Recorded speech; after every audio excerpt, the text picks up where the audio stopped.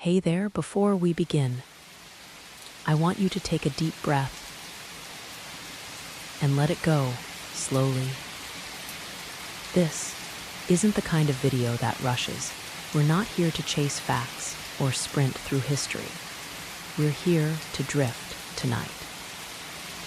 We travel to a quieter world, a world of incense and ancient plants, of rituals whispered in stone chambers, and smoke that curled through sacred air as priests swayed gently to rhythms we've long forgotten.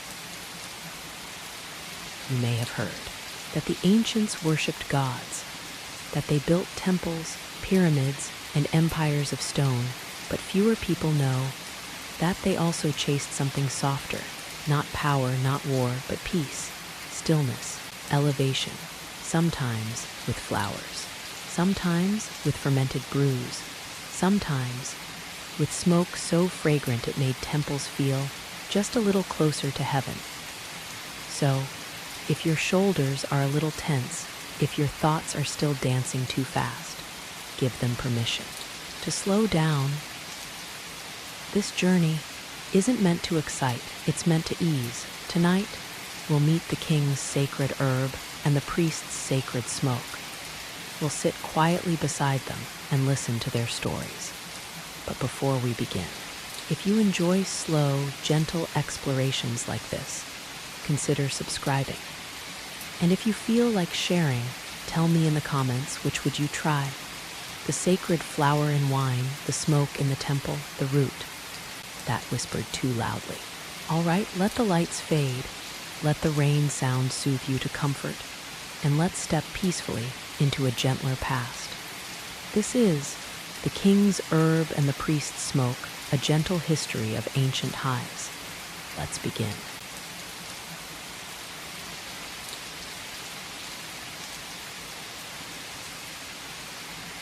It begins with a flower, a delicate one, pale blue, with petals like gentle arms reaching toward the sun. This is the blue lotus to the ancient Egyptians.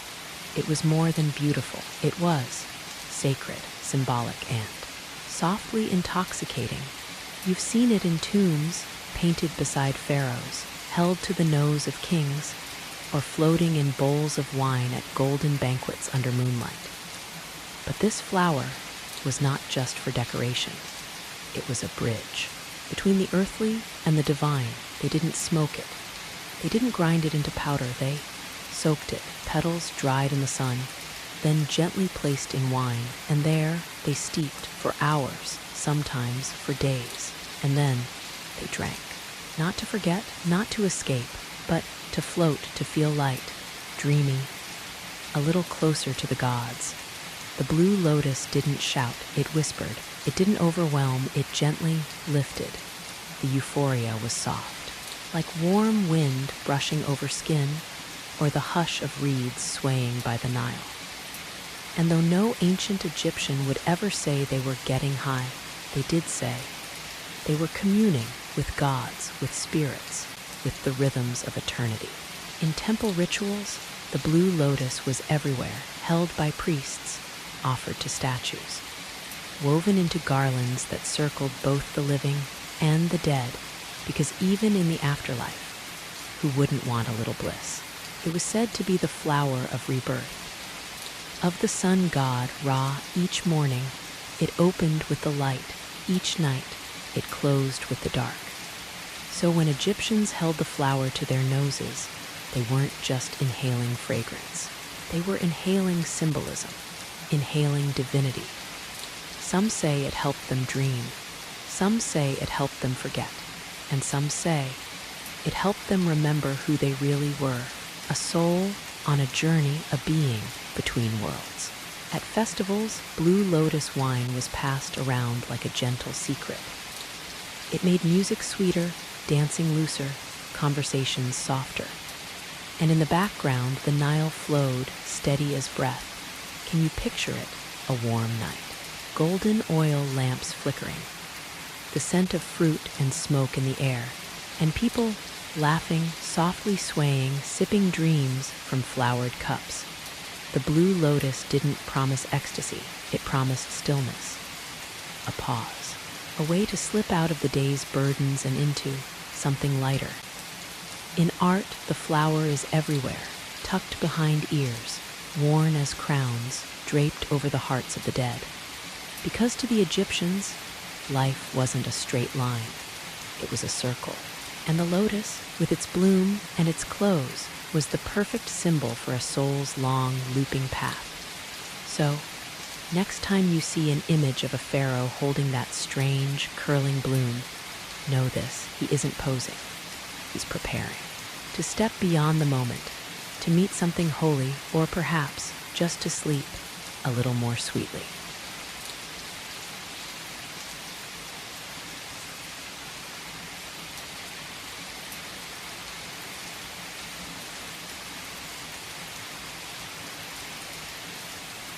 It sounds like a contradiction, but in ancient Egypt, drunkenness was a holy thing once a year.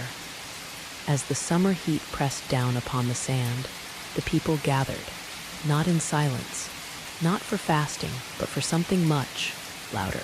They came together to forget, to remember, to surrender. It was called the Feast of Drunkenness. And no, that is not a modern nickname. That was its true name: honest, simple, accurate. This wasn't a chaotic accident. It was ritual, sacred, woven into the myth of a goddess with eyes like fire. Her name was Hathor. The story begins, as many ancient ones do, with humans misbehaving. The gods were displeased, so they sent Hathor to punish. She did, with force, with fury, with blood, until the other gods had a change of heart. Maybe they thought this punishment had gone too far, so they tricked her. They poured red beer, a lake of it. It looked like blood. Hathor drank, and as the story goes, she passed out, slept, and awoke. Gentler humanity was spared. And so, to honor that strange salvation, Egyptians held a festival of intoxication, not secretly, not shamefully, openly, joyfully, religiously. It began at dawn. Music filled the air, tambourines, clapping, drums in the distance. And then the wine poured, shared, sipped slowly, until it wasn't slow anymore. Priests walked among the people, not to quiet them, but to encourage. Drink, they said, as much as your heart desires. And so they did. Faces flushed, feet dancing in sand, voices calling to the sky. Some people saw the goddess. Some saw clay pots that looked like her. Both were accepted. And when the sun dipped and bodies sagged and minds spun, no one was judged. Because here, drunkenness was not weakness. It was devotion. To fall, to sway, to lose yourself. That was the point, to enter a trance. A divine state, to let go of the burdens and the order, and the long, hard days of surviving the desert. The next day, there were headaches and regrets and maybe a mysterious bruise or two, but also renewal, because in their eyes this wasn't excess. It was a ritual, a reset, a chance to feel cleansed. Some scholars call it a spiritual purge. Others call it the world's oldest party. Maybe it was both, but whatever it was, it happened. Year after year, with songs and wine, and that sweet, warm letting go of logic, of control, of the tight grip we all sometimes have on ourselves. And maybe, just maybe, that's what they understood. That sometimes, to feel close to the divine, you first have to feel very far from yourself.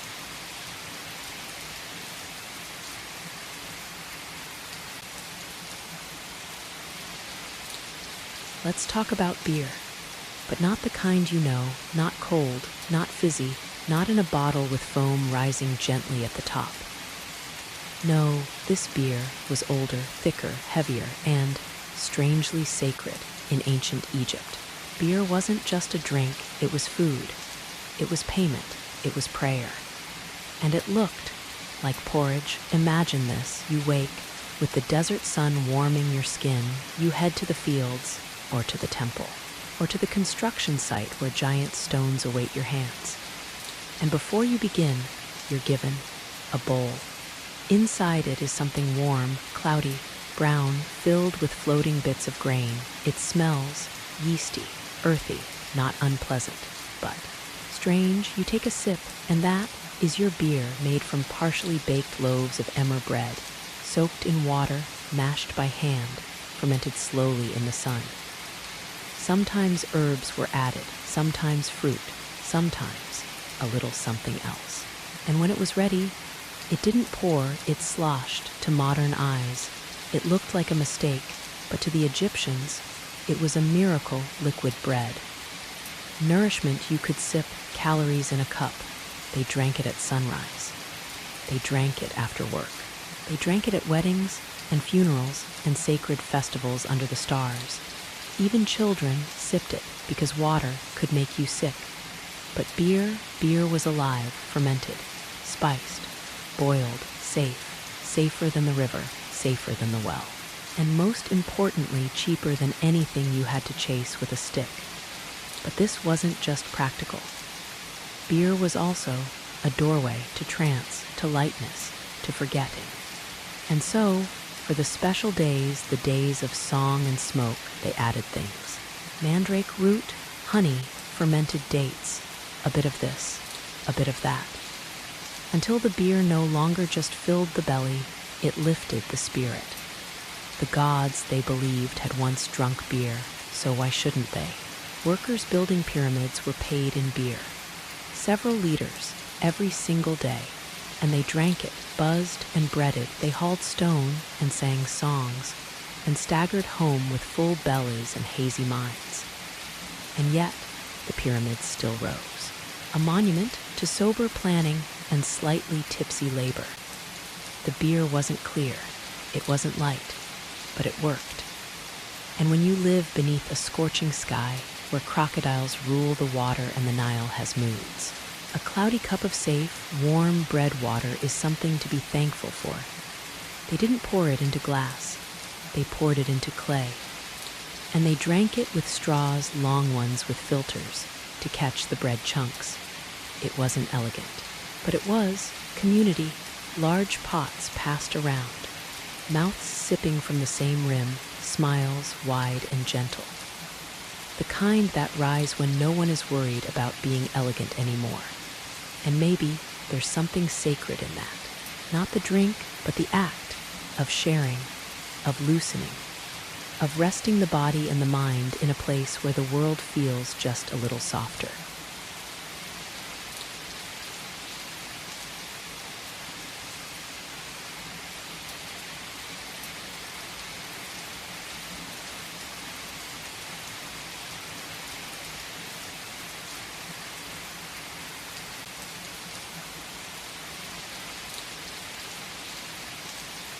Now imagine a room, stone walls, no windows, no wind, just silence and smoke. Not harsh, not bitter, but warm, sweet, spiced, like something between a bakery and a dream. This is the world of Kai-Fi, the incense of ancient Egypt. And it wasn't just any incense. It was sacred, complex, meticulously crafted, with recipes that read more like spells than instructions. There was honey.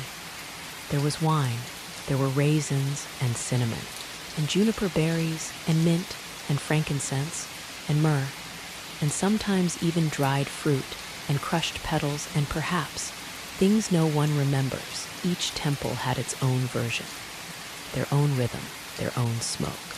The ingredients were ground, mixed, heated, fermented, and then shaped into soft pellets, left to dry in the sun. When burned, they did not flare, they melted. They released a thick, curling fragrance that filled every corner of the room and every crevice of the mind. It wasn't just about smell, it was transport, transformation. To breathe Kai-Fi was to step away from the ordinary and into something slower, stranger, softer. Temples didn't have ventilation, and they didn't want it. The smoke wasn't a side effect. It was the point. It gathered around statues, it clung to robes, it wrapped itself around prayers, and eventually, it wrapped around the people too. The priests would burn it during rituals, during offerings, during the long, humming chants that echoed off limestone walls like whispers from the past. They would wave it with bronze dishes, pass it slowly across altars, let it rise up to the gods, or at least toward them. But this wasn't just religion, it was medicine. The ancient writer Pliny the Elder once claimed Kaifi could cure snake bites and improve sleep. And maybe he was right, because if you stood in that room long enough, eyes half closed, lungs full of sacred perfume, you might forget what you were afraid of. You might even forget your name. Visions were common, not loud ones, but soft flickers of gods, of ancestors, of desert animals walking slowly through mist, some say. You weren't meant to see clearly, you were meant to feel clearly. And that's what Kaifi did. It blurred the edges of time, of space, of thought, until all that was left was breath and fragrance and stillness. In some rituals, they burned Kaifi not just for the gods, but for themselves, to purify, to forget, to remember, to sit in sacred fog and feel, if only for a moment, like the divine was just a little closer. Even in death, Kaifi followed them. It was used during mummification, buried in tombs, placed in jars, beside jewels and amulets, because who wouldn't want a little comfort, a little calm, as they journeyed into the unknown? Pause. Some believe Kaifi was burned not only for prayer, but as a way to erase memories, to make the slate clean, to let go of guilt, to float unburdened, and whether that's true or not, the effect was real. The smoke rose, and with it, so did the soul.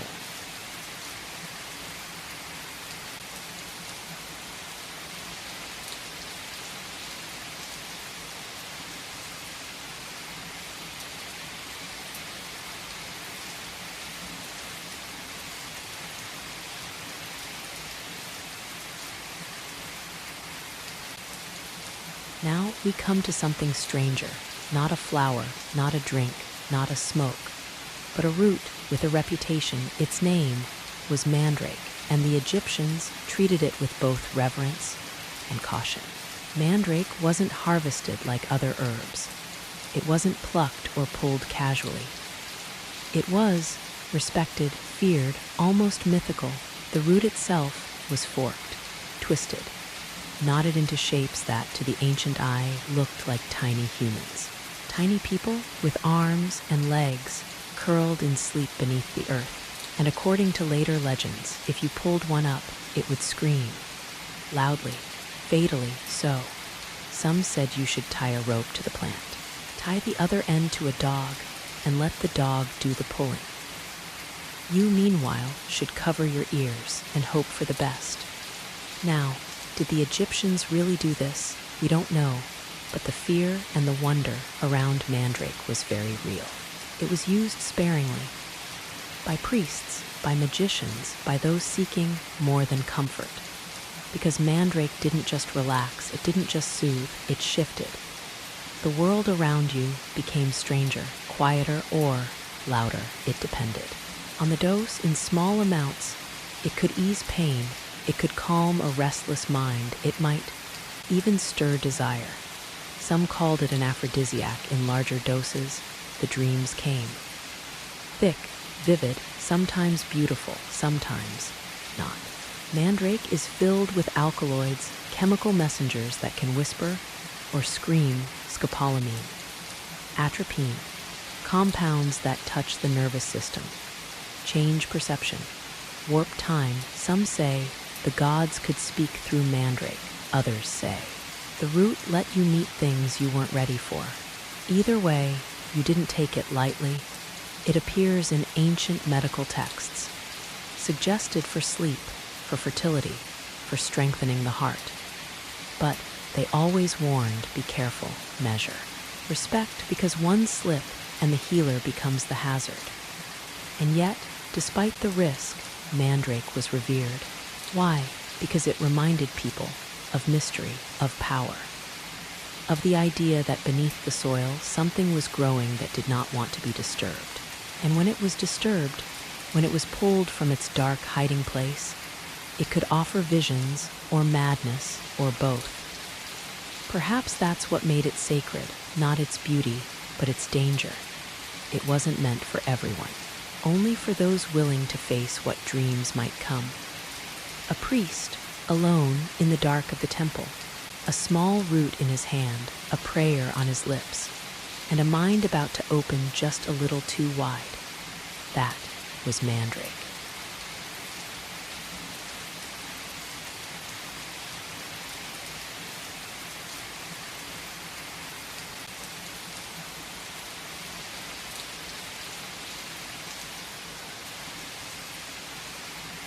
Some plants arrive with ceremony, with myths and warnings and legends of screaming roots. Others simply appear quietly, gently, almost humbly. Cannabis was one of those to the ancient Egyptians. It was called shemet, a green plant with long fingered leaves, earthy in scent, modest in appearance, but quietly powerful. It wasn't burned in great temples. It wasn't passed around in celebration, and it wasn't carved into the walls of tombs. Instead, it was used like a whisper, a soft answer to the aches of the body. You'll find it mentioned not in myths, but in medical texts, the Ebers Papyrus, the Ramesseum Medical Papyrus, pages and pages of ancient healing wisdom. And there, shemet waits. It was used for pain, for inflammation, for sore eyes and aching joints, and gynecological complaints that modern science is only just beginning to understand. No joints, no brownies, no haze-filled rituals. Cannabis was practical. It was crushed, blended, mixed into honey, pressed into oils, folded into soothing salves, sometimes formed into suppositories. Yes, even then, people were doing whatever they could to find relief. To the Egyptians, this wasn't indulgence. It was medicine, a gift from the earth, meant to soothe, not to alter. But still, when the temples filled with smoke, when the incense curled and danced, when Kai-Fi burned beside sacred fires, is it possible that traces of shemet were there too? That someone added a little green to the sacred mix, perhaps accidentally or perhaps on purpose? It's hard to say, but what we do know is that the plant left a trace, residue, in jars and bowls, evidence in ancient fibers, small hints that speak across the centuries, and they tell us that cannabis was there, not loud, not central, but present, a helper, a balm, a quiet companion in a noisy world. So while others sought visions and dance and divine confusion, some sought stillness. A gentle easing, a small kindness for a tired body, and that is what cannabis gave: a leaf, a drop, a moment of peace.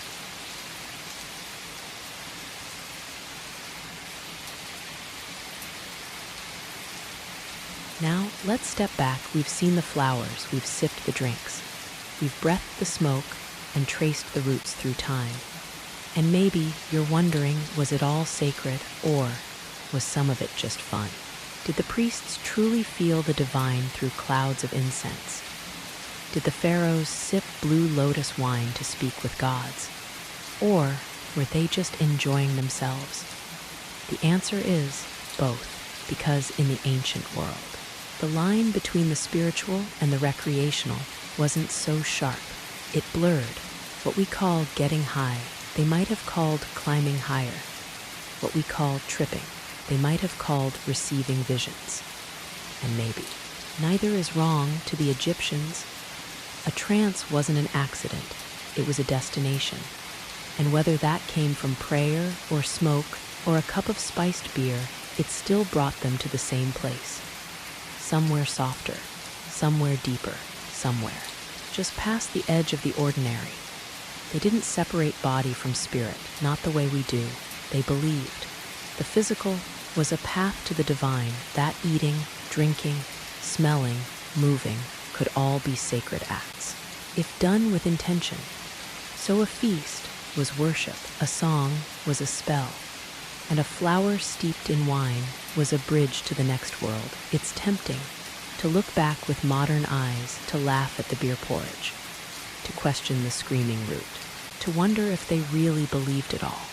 But maybe the better question is, what did they feel when the smoke rose and the chanting filled the air and the air thickened with scent and memory? What did they feel? Was it joy? Was it reverence? Was it relief? Was it something they didn't have a word for? Something that can only be felt when you stop thinking and just breathe. So, was it sacred? Or was it just a party? Maybe, just maybe, it was both.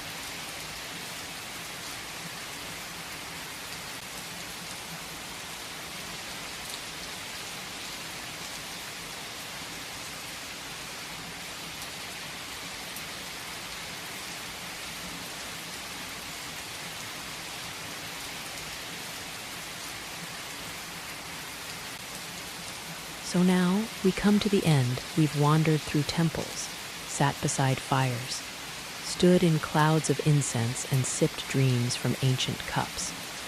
We've met the flower, the smoke, the root, and the leaf, and each one, in its own quiet way, showed us something human.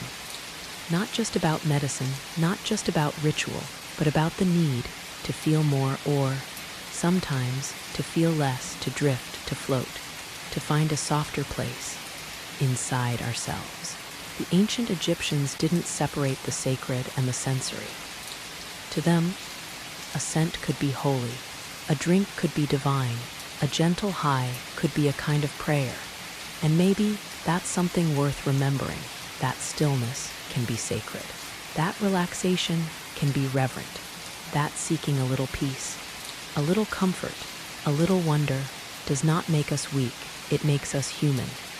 So tonight, as you rest, as your breath slows, as your thoughts quiet, think of them, the kings, the priests, the workers with bread beer in their hands, the dreamers with petals on their tongues. They were not so different. They worried, they laughed, they danced, they hurt, and sometimes they wanted to feel light. So here's to them, to the sacred highs, the sleepy smokes, the fragrant fogs, and the warm sips that made the world feel just a little kinder. Close your eyes if you haven't already. Let go and drift, gently, softly, just like the smoke that once rose from temple stones to touch the stars. Good night, and thank you for wandering back in time with me.